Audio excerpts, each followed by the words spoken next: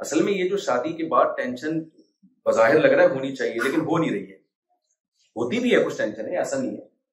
میں نے تو دوسری جب کی تھی تو اپنے استاد کے پاس گیا تھا, میں بہت ٹینشن میں ہوں. انہوں نے کہا جب شہد کے چھتے میں منہ دے کے شہد پی لو تو مچھلیاں کیا بہت پریشان تھا کیونکہ بہت سسرال کی طرف سے دباؤ تھا اور گھر والے بھی بڑے باغی ہوئے تھے. میرے گھر میں ایسے رونا دھونا تھا جیسے کہ میت ہو گئی. تو میں اپنے استاد کے پاس گیا شاید تسلی دیں گے. تو میں نے کہا کہ حضرت میں نے دوسری شادی کی ہے, بہت سخت دباؤ میں ہوں, نیند نہیں آ رہی اور گالیاں سننے کو مل رہی ہیں چاروں طرف سے. موسٹ وانٹیڈ بنا ہوا تھا, جہاں بھی جاتا تھا نا یہ ہے وہ سننا پسند نہیں کرتا تھا.